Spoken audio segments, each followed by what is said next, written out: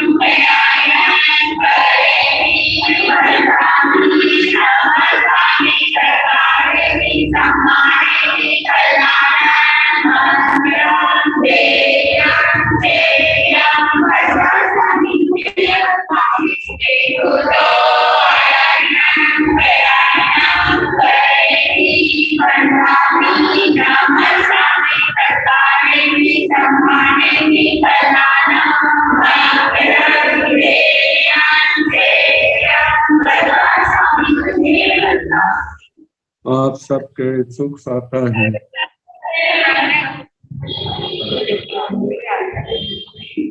ये आगम वाचना निरंतर निर्बाध रूप से गतिमान रहे, इस हेतु तपस्वी अपना पूर्ण योगदान दे रहे हैं और आज की तपस्या के सहयोगी हैं तप चक्रेश्वरी महासाध्वी श्री विभा जी महाराज की सुशिष्या साध्वी डॉक्टर श्री आभा जी महाराज, जिनका आज उपवास का बेला है। जैन ज्योति सरल आत्मा महासाध्वी श्री प्रतिभा जी महाराज की सुशिष्या श्री सुचेता श्री महाराज, साध्वी श्री सृजना जी महाराज, महासाध्वी डॉक्टर श्री प्रवीण जी महाराज की सुशिष्या साध्वी श्री हितांशी जी महाराज आज की तपस्या में संलग्न है। हम सभी तपस्वियों से उनकी सुख साता पूछते हुए बारंबार अनुमोदना करते हैं। अब मैं आगम ज्ञाता आगम पुरुष उपाध्याय प्रभु श्री जितेंद्र मुनि जी महाराज से करबद्ध प्रार्थना करती हूँ कि गुरुदेव अपनी ज्ञानमय अमृतवाणी से सबको कृतकृत्य करें। नमो अरिहंताण, नमो सिद्धाण, नमो आयर्याण, नमो उवधायाण, नमो लोये सर्व साहुण, तेसो पंच नमो पारो सर्व पाव कण मंगलानंद संदेशिन परमं भवाई मंगलम। जिन शासन जिन वाणी सदा जयवंत हो, श्रवण संग सदा अविचल मंगल हो। मुक्ति को प्राप्त श्रमण भगवान महावीर स्वामी, उनकी परम पावन कल्याणी भागवती वाणी वाचक प्रमुख श्री इंद्र भूति गौतम आदि गणधर भगवान योग प्रधानाचार्य परम पूज्य श्री सुधर्मा स्वामी जी महाराज, उनकी परम पावन पाठ परंपरा वर्तमान आचार्य ज्ञान योगी परम पूज्य श्री शिव मुनि जी महाराज एवं गुरुजन सबके पावन चरण सरोज में मेरा अनंत अनंत वंदना नमस्कार। आगम परिषद में विराजमान वरिष्ठ मुनिराज, अन्य मुनिवृंद, परमादरणीय भगवती स्वरूपा महासाधिया जी, श्री नंदी सूत्र की वाचना प्रारंभ है। आभिनिवोध्य ज्ञान का वर्णन चल रहा। तो दृष्टांत कल प्रतिबोधक जगाने वाले का, सोए को जगाने वाले का दृष्टांत दिया था। अब उसके आगे ये अवग्रह यहाँ अवाय धारणा को समझाने के लिए तो मल्लक का दृष्टांत है, कोरे घड़े का। ते किंतम मल्लग दीठंतेन, मल्लग दीठंतेन से जहाँ नामाई तेई पुरी से, आवाग सीसाओ मल्लगम गहाय तथेगम उदक बिंदुम पीजा से नट्ठे अन्य भी पखित्ते से भी नट्ठे एवं पक्षिप्यमाणेषु होहि से बिंदु उदक बिंदु जेनं तं मल्लगम रावे नीति, होहि से उदक बिंदु जेनं तंसी मल्लगंसी ठाहिति, होहि से उदक बिंदु जेनं तं मल्लगं धरिति, होहि से उदक बिंदु जेनं तं मल्लगं पवाहेति, एवमेव पक्षिप्यमाणेहि अनन्तेहि उगलेहि जाहे तं वंजनं पूर्यं होई ताहे ती करई, नो चेवनं जानाई के वी एस सदाई, तो इहं पविसाई, तो जानाई अमुगे एस सदाई, तो अवायं पविसाई, तो से उबगयं अगई, तौनं धारणं पविसाई, तौनं धारई संखिजं वा कालं असंखिजं वा कालं।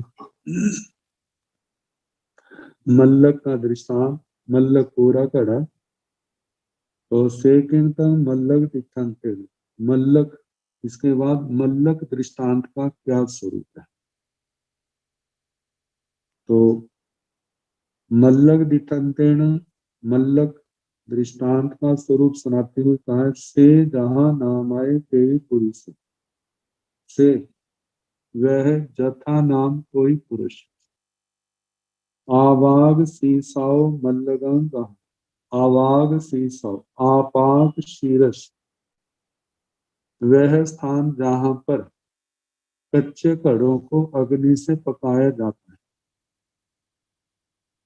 तो स्थान स्थान पर इनके नाम अलग अलग हो सकता है। इधर पट्टा कहा जाता है।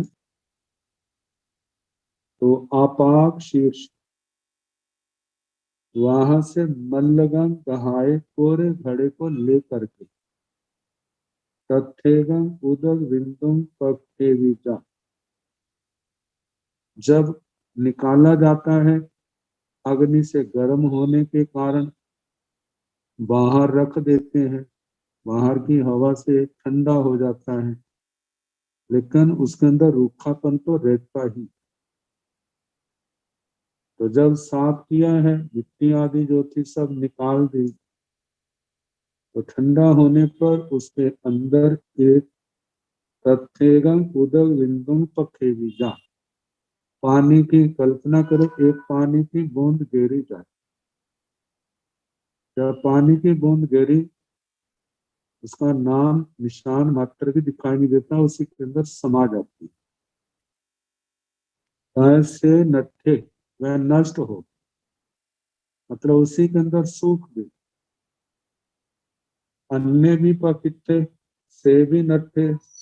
दूसरी बूंद गिरी, उसकी भी वही दशा हुई जो पहली की हुई थी। एवं पकिप माणेसु हो ही से उदक बिंदु जेनंग तंग मल्लगंग रावे ही थी। इस प्रकार निरंतर बूंदे उसमें डालते जाएं। आखिर कितनी बूंदे उसके अंदर सूखेंगी। ऐसे लगातार एक एक बूंद डालने से ऐसा होता है कि जैसे कहते हैं अब उसकी भूख मिट गई, अब उसकी प्यास मिट गई। अब ऐसे जब मिट गई, उसे समाना बंद हो गया, तो वहां पर वो बूंदें टिकने लग पड़ी। पहले तो जाता था, सूख जाता था, जाती थी बूंद, सूख जाती थी, लेकिन अब उस बूंद का प्रभाव दिखने लगा उन बूंदों का कि वो गिल्ली होने लगी। पानी टिका तो नहीं, लेकिन वह घड़े का निम्न प्रदेश जो है वह गीला हो गया। तो जिसको कहा है कि से उदक बिंदु, वह पानी की बूंद जेणंग तंग मलगंग रावे ही, उस मल्लक को, उस घड़े को वो गीला करेगी। कोही से उदक बिंदु जेणंग कंसी मलगंसी ठाही। इस प्रकार लगातार डालने से गीलेपन के पश्चात वह भी समय आएगा कि अब बूंदे उस कड़े के अंदर समाएंगी नहीं, वहां पर टिकने लग जाएंगी। था ही थी, उसमें स्थित होगी, वो सामने दिखेगी। फिर उसके बाद हो ही से उदक बिंदु जेणम तंग मलगम भरी ही थी। अब ऐसे निरंतर डालते जा रहे हैं एक एक बूंद करके, तो वो भी समय आएगा कि पानी भरते भरते घड़ा जो है पूर्ण रूप से उन बूंदों से भर जाएगा। भरी ही थी, भर जाएगा। कोही से उदक बिंदु जेणं तंग मल्लगम पवाह ही थी। ऐसे बूंदे निरंतर डाली जा रही है, तो वह भी क्षण आएगा जब बूंदे अंदर जा रही है लेकिन समा नहीं रही, उस घड़े से बाहर निकलने लग पड़ी। तो कहा ये तो इतना तो दृष्टांत दिया है, इसको आगे घटाया है। एवामे पकिप माणे अनंते उगले चाहे तंग व्यंजनम पूरियम कोई। एवामेव इसी प्रकार पकिप माणे, जब पुद्गलों का प्रवेश, प्रक्षेप, जब पुद्गलों का प्रक्षेप जो है उस व्यंजन उस इंद्रिय के साथ होगा। पांचों इंद्रियां, छठा मन, जब इन पुद्गलों का प्रक्षेप होते होते अनंत पुद्गलों से जब वह व्यंजन पूरित होगा। जैसे शब्द पहला आया है तो शब्द वर्गणा के मतलब भाषा वर्गणा के साथ दूसरे पुद्गल मिले हैं जो शब्द वर्गणा के पुद्गल। जब कान उसके भर जाएंगे, भरने के बाद वो उस पर्दे, कानों के पर्दे को प्रभावित करेंगे, तो उस समय ऐसे ही दूसरी इंद्रियों के, चक्षु इंद्रिय का दूर से जो दिख रहा है उसके संबंध में सारा वो पकड़ में आ जाएगा। वैसे ठीक है, किरणों के माध्यम से वस्तु दूर है, लेकिन किरणों के माध्यम से वो ग्रहण में आ जाता है। घ्राण इंद्रिय का, रसना इंद्रिय का, स्पर्शन इंद्रिय के, इनके पुद्गल जो है जब इंद्रिय के साथ पूर्ण रूप से सपृष्ट हो जाते हैं और कई बद, इनके आगे बताया जाएगा शब्द, जो शब्द के पुद्गल है उनका स्पर्श मात्र से ग्रहण हो जाते हैं, लेकिन घ्राण इंद्रिय के, रसना इंद्रिय के, स्पर्शन इंद्रिय के स्पर्श के साथ जब बद्ध हो, स्पर्श हो, बद्ध हो, तब वो ग्रहण करने में आते हैं। तो जो जितनी जिसकी शक्ति है जब उसको पकड़ के उसके अनुसार पकड़ में आ जाते हैं।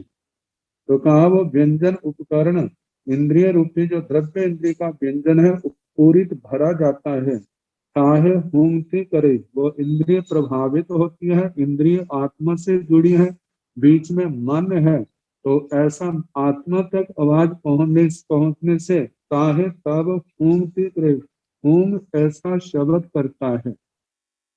नो चेवण जानाई के भी एस सदाई, जब वो उपकरण उन पुद्गलों से भरा है लेकिन केवल एहसास हुआ कुछ है, लेकिन वो नहीं जानता कि शब्द है ये क्या है। तो इहं पविसई, फिर उसके पश्चात इहा ये क्या है, ये जानने के लिए इहा में प्रवेश करता है। उसकी बुद्धि चलती है आगे, वो सोचता है क्या है ये, इहा में प्रवेश होता है। तो जानाई अमुगे एस सत्ताई, फिर उसके पश्चात वह जानता है ये शब्द है, ये गंध है, ये रस है, ये स्पर्श है। क्योंकि नींद, आंखें खुल गई है, नींद खुल गई है, तो रूप की ओर ध्यान जाता है। तो ये शब्द आदि है। तो अवायम पविसाई, जब ये जान लिया कि शब्द है, तब वो निश्चय में आने के कारण से वह अपाय में प्रवेश हो गया। तो से उपगयन हवई, जब अवाय में प्रवेश है तो उसका उपगत उसने धारण कर लिया, मतलब उसके उपगत प्राप्त हो गया। तौण धारण उपविषय, फिर उसके बाद में धारणा में प्रवेश कर जाता है।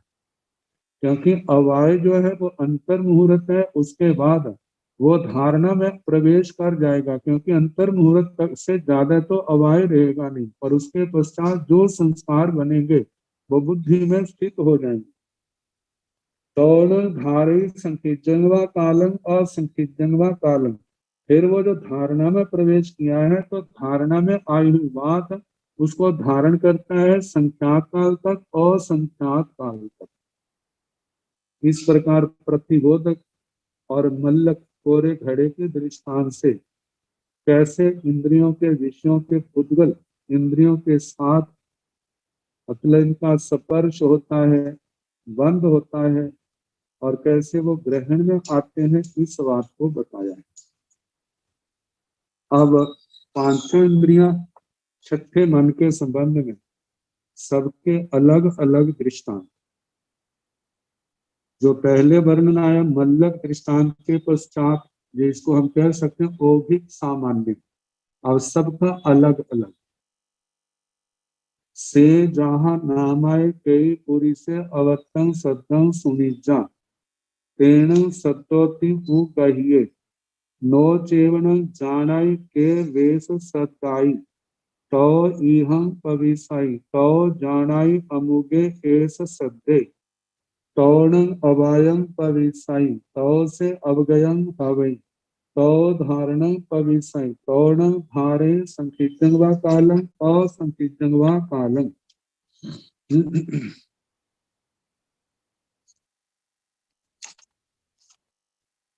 ते जहां नामाई कई पुरी से वह, जहां नाम है जथा नामक, किसी भी नाम वाला, कई पुरी से कोई पुरुष, अवतंग शब्दं सुनीता, अव्यक्त शब्द को सुनता है, क्योंकि सोया है।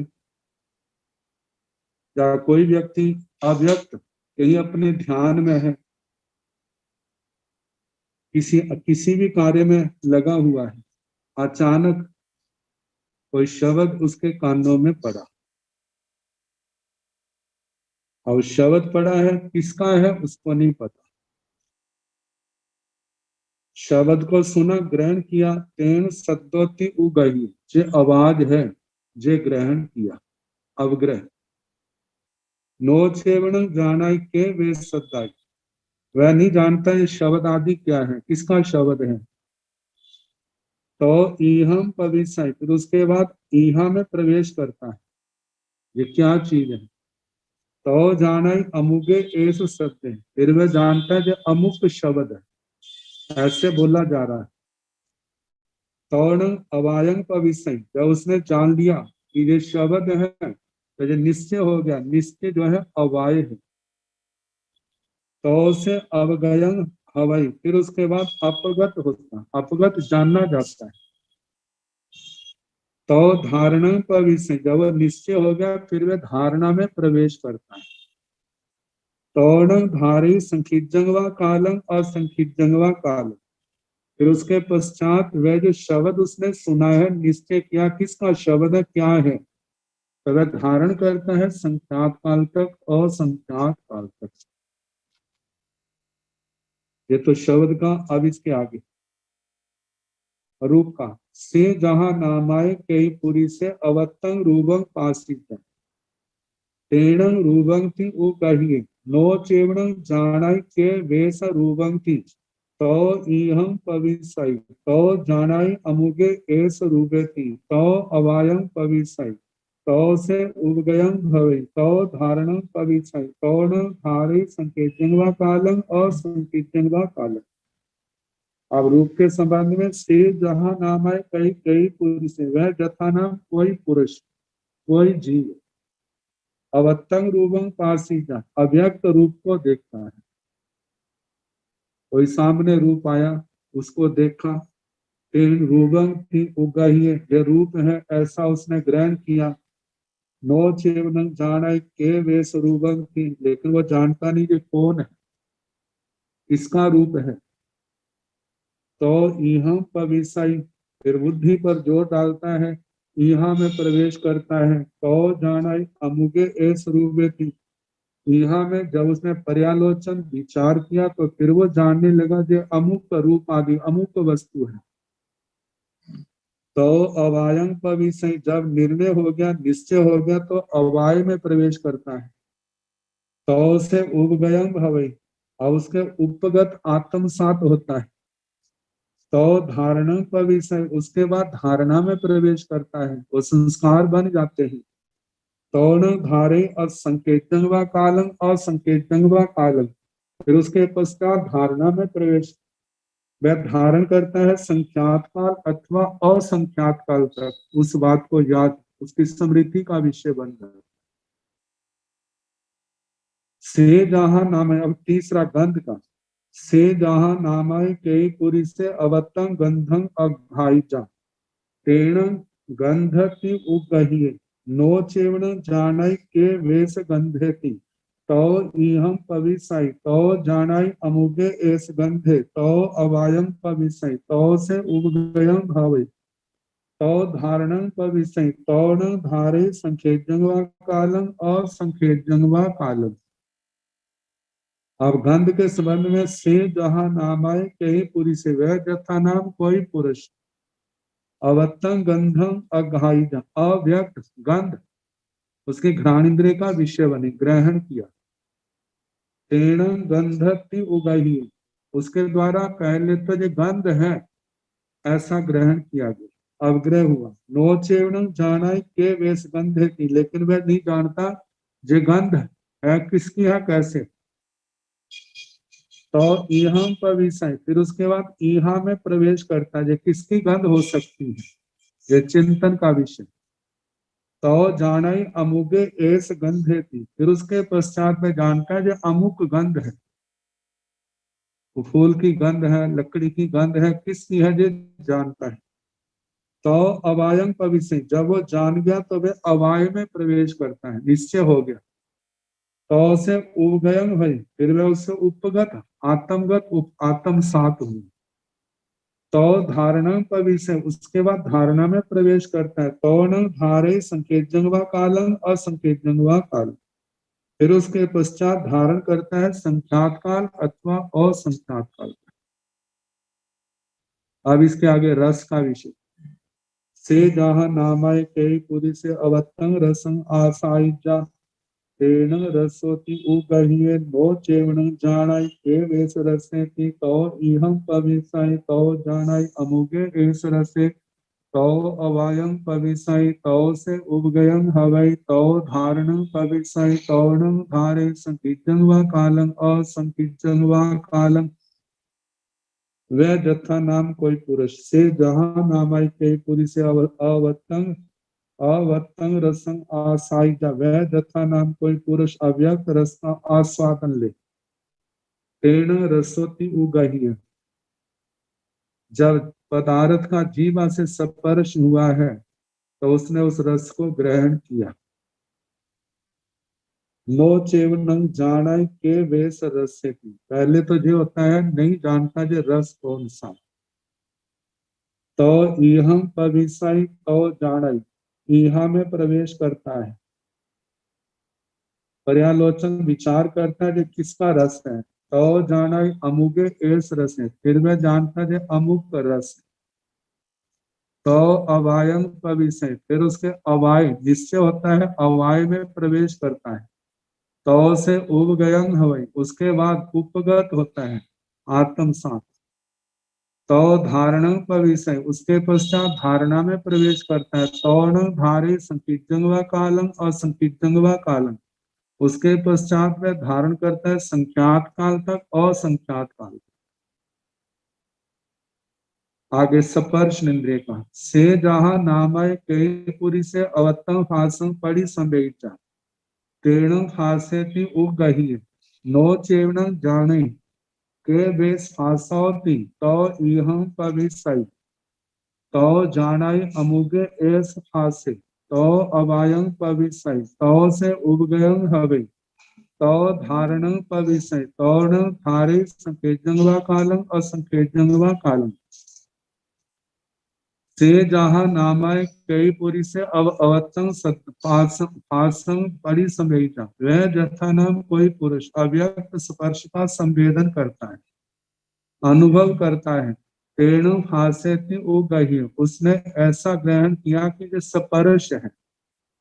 किसका स्पर्श है? जिस जानकारी में नहीं है। नो चेवण जानाई के वे फासा होती, लेकिन वह जानता नहीं जो स्पर्श आदि क्या है, किसका है। तो इहम पविषय, फिर वह इहा में प्रवेश करता है, अपनी जानकारी के अनुसार उपयोग लगाता है जो किसका स्पर्श है, ये कैसा स्पर्श है। तो जाना अमुगे एस फासे, फिर उसके बाद जानता है जो अमुक स्पर्श है।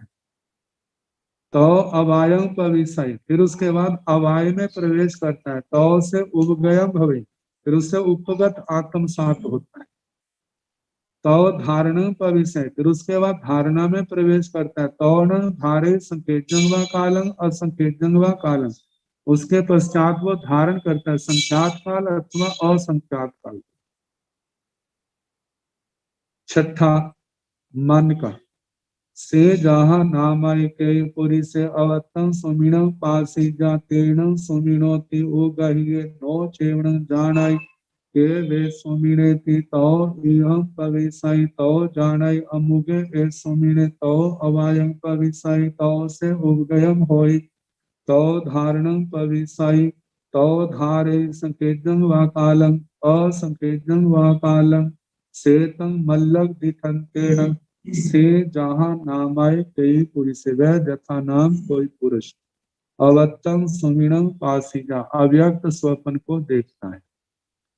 तेणं सुमिणोति उगही, उसके द्वारा जो स्वप्न है ऐसा ग्रहण किया। नो चेवण जानाई के वे सुमृति, लेकिन वह नहीं जानता जो स्वप्न क्या है। मानो सोया उठा है, स्वप्न निद्रावस्था में, अर्ध निद्रावस्था में स्वप्न देखा और जागने के बाद उसका ध्यान में देखा था। क्या देखा था? सपना देखा था। कौन सा सपना देखा था? ऐसे धीरे धीरे पहले अवग्रहण ग्रहण किया, फिर उसके बाद ईहा में प्रवेश किया, फिर निश्चय हुआ कि ये सपना देखा है। निश्चय के बाद वो दिमाग में धारणा के रूप में बैठ जाता है। तो इहम पविषय, इहा में प्रवेश करता है। तो जाने, उसके बाद जानता है अमुके ए सुमिनी, जो अमुक स्वप्न है जो मैंने देखा है। तो अवायं पविषय, फिर उसका अवाय में प्रवेश करता है। तो से उपगयन हवै, फिर उससे उपगत होता आत्म सात होता है। तो धारण पविषय, फिर वह धारणा में प्रवेश करता है। तो धारे संकेतन व कालम असंकेतन व काल, उसके पश्चात वह धारण करता है संख्यात काल अथवा असंख्यात काल तक। से मल्लक दिखंतेन, इस प्रकार मल्लक के दृष्टांत से ये सारी बातें कही। जैसे मल्लक का दृष्टांत पूरे घड़े का बूंदों को बूंदे डालने से जैसे कहा कि वो धीरे धीरे भरता है, ऐसे ही इस कारण से कैसे अवग्रह होता है, उस विषय को ग्रहण किया जाता है। फिर उसके बाद इहा चलती है ये क्या चीज है, कौन सा कैसे शब्द है, रूप है, गंध है, रस है, स्पर्श है, मन की बात को स्वप्न के माध्यम से बताया। तो जब पर्यालोचन विचार करता है, विचार के बाद निर्णय होता है। विचार जो है इहा है और निर्णय अवस्था आ गई है, निश्चय की अवस्था आ गई तो वह अवाय है। और उसके बाद दिमाग में, बुद्धि में, आत्मा में संस्कार बैठ जाते हैं, वह धारणा। तो इस प्रकार ये अवग्रह यह अवाय धारणा जो है दृष्टांतों के माध्यम से जहाँ पर आचार्य श्री देवऋद्धि गणि जी ने समझाने का प्रयास समझाया। ये सारे भेद जो हैं सारे मिलाकर के 28 हुए। पहले अभिनिबोधि ज्ञान के दो भेद, अश्रुत निश्रित और श्रुत निश्रित। श्रुत निश्रित के अश्रुत निश्रित के 4 प्रकार की बुद्धि कही और श्रुत निश्चित में पहले 4 भेद कहे, अवग्रह, यहाँ अवाय धारणा। अवग्रह के 2 भेद किए, व्यंजनावग्रह और अर्थावग्रह। व्यंजनावग्रह अत्यंत अव्यक्त ज्ञान, इंद्रियों ने ग्रहण करना शुरू कर दिया लेकिन जब तक एहसास नहीं हुआ, उस एहसास होने से पहले की स्थिति व्यंजनावग्रह। और जब ईषद व्यक्त कुछ एहसास हुआ, वह जो एहसास अनुभव जानकारी है कुछ, वह अर्थावग्रह है। तो व्यंजनावग्रह के संबंध में कहा है कि ये तो मंद क्रमी है, मतलब धीरे धीरे होता है। तो ये 4 इंद्रियों के ही संबंधित है, श्रोत्र इंद्रिय, घ्राण इंद्रिय, रसना इंद्रिय, स्पर्शन इंद्रिय। जो अर्थावग्रह है इसके लिए कहा जाता है जब पटुक्रमी, मतलब जल्दी ग्रहण हो जाता है। तो 6 भेद इसके की, मतलब 5 इंद्रियां और छठे मन के द्वारा जो ग्रहण किया दृष्टांतों के माध्यम से जो अभी बताया। तो अर्थावग्रह के 6 भेद, व्यंजनावग्रह के 4, जो मिला के 10 हुए। यहाँ भी जो आत्मा ने इंद्रियों और मन के माध्यम से ग्रहण किया, और उनके संबंध में जो क्या है, जो विचार, जो पर्यालोचन जो है, जो ईहा रूप है। तो जो 6 प्रकार की ईहा हो गई, तो 10 और 6 16 हो। अवाय जो है, जो इंद्रियों और मन के द्वारा ग्रहण किया, जब उसका निश्चय हो गया तो वह अवाय का रूप बना। तो 5 इंद्रियां, छठा मन, ये 6 मिला करके 16, 6 और 22 हो गए। आगे 6 प्रकार की धारणा होगी, 5 इंद्रियों के द्वारा जो ग्रहण किया और छठे मन के द्वारा जो ग्रहण हुआ। तो 22 से 6 मिलाने पर ये 28 भेद हो जाते हैं। आचार्य श्री देवाचक जी ने इन 28 ही भेदों का वर्णन किया है, लेकिन तत्वार्थ सूत्र के अंदर इन 28 भेदों को 12-12 प्रकार से और मानना है, जिसमें आगमों के अंदर दशाश्वत स्कंध में जब आचार्य संपदा का वर्णन आता है तो मति का 6 प्रकार का वर्णन किया है। 6 प्रकार की बुद्धि 6 प्रकार से वस्तु को ग्रहण करता है। आनंद सूत्र के अंदर भी इसका 6 प्रकार से वर्णन किया है, लेकिन इसका विपक्ष साथ ले करके, जैसे बहु का विपक्ष है अल्प, बहुविध का विपक्ष है अल्पविद, क्षिपर इसका प्रतिपक्ष है अक्षिपर, संदिग्ध इसका प्रतिपक्ष है असंदिग्ध, निश्चित अनिश्चित, ध्रुव अध्रुव, ऐसे करके 12 भेद बनाए। तो जब 28 को 12 से गुणा करते हैं, 28 के 28 भेद 12-12 प्रकार के जब हो गए, तब ये 336 प्रकार हो जाते हैं। और 336 प्रकार में 4 प्रकार की बुद्धि जो अशुद्ध निश्चित है, उसको मिला दिया जाए तो ये अभिनिबोधि ज्ञान के 340 भेद हो जाते हैं। तो ये जो 12 भेद हैं, इनके संबंध में संक्षेप से, जैसे बहु, तो इसका बताया है कि इसका इसका अर्थ अनेक है। बहु का मतलब बहुत है। जो संख्या और परिमाण दोनों की अपेक्षा से हो सकता है। मतलब कि संख्या बहुत लोग, बहुत वस्तुएं, परिमाण चाहे वस्तु एक है लेकिन बहुत परिमाण में है, बहुत मात्रा में है, तो दोनों भेद आ गए, संख्या का भी और मात्रा का भी। वस्तु की अनेक पर्यायों को तथा बहुत परिमाण वाले द्रव्य को जानना, मतलब वस्तु की अनेक पर्याय बहुत में आ गई और बहुत परिमाण वाले द्रव्य को जानना या किसी बहुत बड़े परिमाण वाले विषय को जानना, जो बहु का विषय है। बहु मतलब इस भेद का विषय, इसके इसके माध्यम से ये जाना जाता है। इसका विपरीत है विरोधी शब्द अलग। तो जो पहले बहु आया, बहुता आया, तो उसकी अपेक्षा से बहुत कम।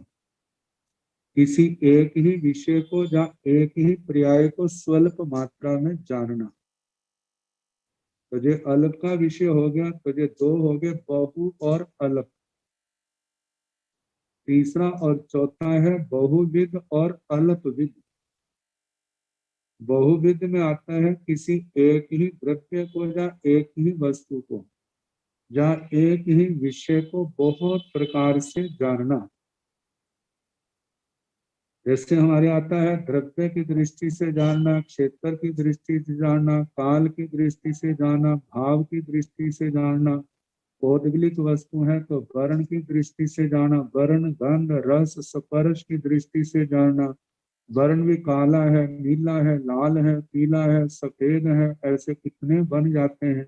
और एक गुण काला, दो गुण काला, कितने विधियां, कितने प्रकार बन जाते हैं। ऐसे वर्ण का, गंध का, रस का, स्पर्श का कितने आगे। और मानो आत्मा आदि के संबंध में है तो आत्मा का ज्ञान, दर्शन, चारित्र, इनको लेकर के जितना जितना किसी का शास्त्रीय ज्ञान होता है, उसी उसी के अनुसार उसका चिंतन जो है विस्तार को पाता जाता है। तो बताया कि किसी एक ही द्रव्य को या एक ही वस्तु को या एक ही विषय को बहुत प्रकार से जानना। जैसे वस्तु का आकार, प्रकार, रंग, रूप, लंबाई, चौड़ाई, मोटाई, उसकी अवधि इत्यादि अनेक प्रकार से जानना। और इसका विरुद्ध जो विपरीत है वह है अल्पविद। किसी भी वस्तु को या पर्याय को जाति या संख्या आदि को अति अल्प, थोड़े रूप प्रकार से जानना, अधिक भेदों सहित ना जानना, ये अल्पविद होगी। तो ऐसे बहु, अल्प, बहुविद, अल्पविद, ये चार भेद हो गए। आगे क्षिपर और अक्षिपर है। किसी का क्षोभशम इतना प्रबल होता है, किसी भी बात को कोई वक्ता कहता है या लेखक ने लेख लिखा है, एक बार पढ़ने मात्र से और उसको समझ आता है। ज्ञान ज्यादा होने के कारण से लेखक या वक्ता एक बात को प्रारंभ करने लगा है, लेकिन उसका ज्ञान का विषय पहले ही अधिगत होने के कारण से वो जान जाता है इसके बाद ये क्या कहेगा, इसके बाद ये क्या कहेगा, किसका वर्णन आएगा। तो बताया किसी वक्ता के या लेखक के भावों को यथाशीघ्र किसी भी इंद्रिय या मन के द्वारा जान लेना।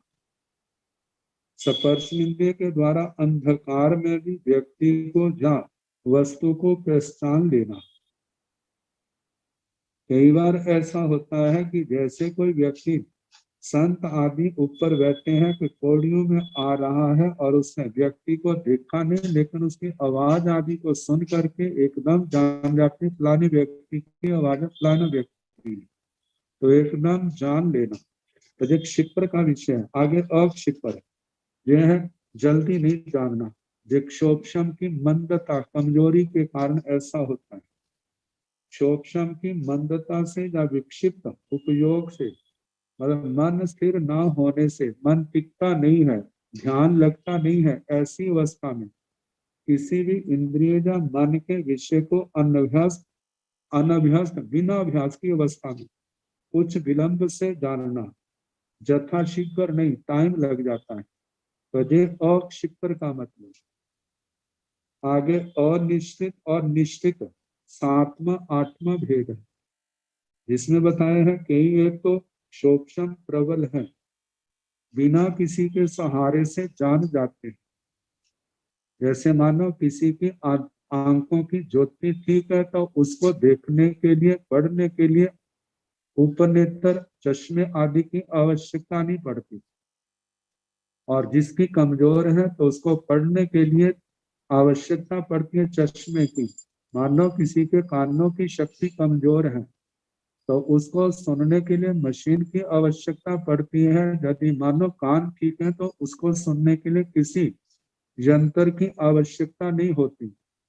तो कहा कि निश्चित और निश्चित, जहां पर किसी बात को जानने के लिए किसी के सहारे की आवश्यकता नहीं होती, और जहां सहारे की आवश्यकता होती है वह निश्चित है। तो इनके संबंध में बताया, बिना ही किसी हेतु के, बिना किसी निमित्त के वस्तु की क्रियाएं और गुण को जानना, व्यक्ति के मस्तिष्क में ऐसी सूझबूझ पैदा होना जबकि वही बात किसी शास्त्र या पुस्तक में भी लिखी हुई मिल जाए, तो ये है अनिश्चित। 8वां है निश्चित, किसी हेतु, युक्ति, निमित्त, लिंग, प्रमित आदि के द्वारा जानना। एक ने शुक्ल पक्ष की प्रतिपदा को ही उपयोग की एकाग्रता से अकस्मात चंद्र दर्शन कर लिए, दूसरे ने किसी बाह्य निमित्त से चंद्र दर्शन के, जिसको दूरबीन आदि की के साधन से। इनमें पहला पहली कोटि में, दूसरा दूसरी कोटि में वर्गित हो जाता है अनिश्चित और निश्चित। आगे 9वां 10वां है असंदिग्ध और संदिग्ध। असंदिग्ध का मतलब किसी बात को बिना संदेह के जान लेना, और संदिग्ध का मतलब संदेह युक्त जानना। तो किसी व्यक्ति ने जिस पर्याय को जानना वह भी बिना ही संदेह के जाना। जैसे जे माल्टे का रस है, जे नारंगी का रस है, जे संतरे का रस है, जे गुलाब, गेंदा, चंपा, चमेली, जूही, मोरश्री आदि स्पर्श से तथा गंध से अंधकार में भी उन्हें पहचान लेना। अपने अभिष्ट व्यक्ति को दूर से आते हुए पहचान लेना। जय सोना है, जय पीतल है, जय विडूर्य मणि है, जय कांच मणि है, इस प्रकार बिना संदेह किए पहचानना, ये अत्यंत अभ्यास अवस्था में होता है। आगे संदिग्ध, कुछ अंधेरे में जो ठूंठ है, कटी शाखाओं वाला वृक्ष, या कोई बड़े शरीर वाला व्यक्ति है, लंबा चौड़ा, जो धुआं है, जो बादल है, जो पीतल है, जो सोना है, जो रजत रजत चांदी है, जो शुक्ति सिक्की है। इस प्रकार की किसी वस्तु को संदिग्ध रूप से जानना, क्योंकि उसका निर्णय करने वाला कोई हेतु नहीं मिल रहा जिससे उससे संदेह हो जाए, तो संदिग्ध रहता है, ये भी हो सकता है, ये भी हो सकता है, लेकिन निर्णय तक नहीं पहुंच रहा। तो ये संदिग्ध 10वां भेद। ध्रुव और अध्रुव 11वां 12वां। ध्रुव के लिए कहा जाता निश्चित, अध्रुव के लिए कहा जाता अनिश्चित। तो जहां पर फरमाया कि इंद्रिय और मन, इनका निमित्त सही मिलने पर विषय को नियमित जानना, मतलब अच्छी प्रकार से जान जाता है। जहां दृष्टांत दिया है, जैसे कोई इंजीनियर एक्सपर्ट है, जब कोई मशीन उसके सामने आती है तो एकदम उसको पता चल जाता है। जब अपना प्रयोग करता है, देखता है, उसका निरीक्षण करता है कि कहाँ इस मशीन के कहाँ पर कमी है। तो जिसको तो अभ्यास है वो तो एकदम उसको जान जाएगा। तो बताया कि मशीन का पुर्जा खराब होने से मशीन अपना काम ठीक नहीं कर रही। यदि तद विषयक विशेषज्ञ और इंजीनियर आकर के नुक्स को देखता है तो वह अवश्य भावी है, वह खराब हुए पुर्जे को पहचान लेता है। इसी प्रकार जो किसी जिस विषय का विशेषज्ञ है वह उससे संबंधित गुण दोष को बड़े आराम से जान लेता है। तो यह ध्रुव और ध्रुव का कहा है कि निमित्त मिलने पर भी कभी ज्ञान हो जाता है और कभी नहीं, कभी चिरकाल तक रहने वाला होता है, कभी नहीं।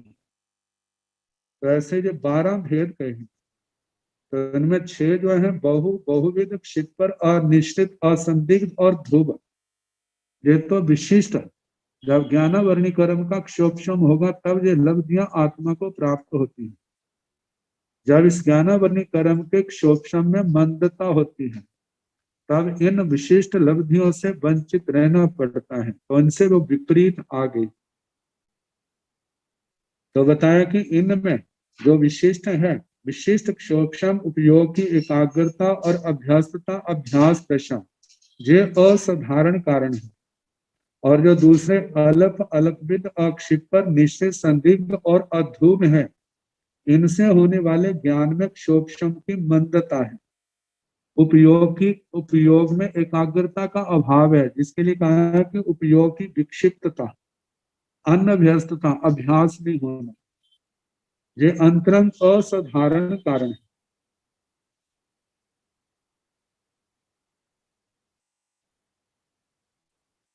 तो इस प्रकार ये 28 को 12 से गुणा करें 336 प्रकार हो जाते हैं, और 4 प्रकार की बुद्धि उसको मिलाने से जो आभिनिवोधि ज्ञान के 340 भेद हो जाते हैं। अब इसके आगे उन्हें द्रव्य आदि से मति ज्ञान का स्वरूप। तंग समासौ चौविह पणतंग तन जहा दब्बौ पित्तौ कालौ भाव। तंग वह आभिनिवोधि ज्ञान, समासौ संक्षेप से, चौविह पणतंग 4 प्रकार का कहा है, तन जहा जैसे कि दब्बौ खित्तौ कालो भाव, द्रव्य से, क्षेत्र से, काल से, भाव से। तथ दब्बण आधिनिवोह्य नाणी आयसेन सब्बाई दब्बाई जानाई न पासाई, खेतण आभिनिवोह्य नाणी आयसेन सब्बं खेतं जानाई न पासाई, कालौडं आभिनिवोह्य नाणी आयसेन सब्बं कालं जानाई न पासाई, भावण आभिनिवोह्य नाणी आयसेन सब्बे भावे जानाई न पासाई। तथ इनमें द्रव्य से आभिनिवोधि ज्ञानी जो है, तथ दब्बण आभिनिवोह्य नाणी आयसेन सब्बाई दब्बाई जानाई ने पासे। तो इनमें द्रव्य से आभिनिवोधि ज्ञानी आदेश से, एक अपेक्षा से, एक प्रकार से, इसको कहते जहां पर है सामान्य प्रकार से, सभी द्रव्यों को जानता है लेकिन देखता नहीं। श्रुत से, एक श्रुत है, एक श्रुत ज्ञान है, मतलब मानो पढ़ा है, सुना है, जब मति ज्ञान, आभिनिवोधि ज्ञान का अभ्यास हुआ है, अभ्यास के कारण से वह सब द्रव्यों को जान तो जाता है लेकिन उनको देखता नहीं सामान्य रूप से।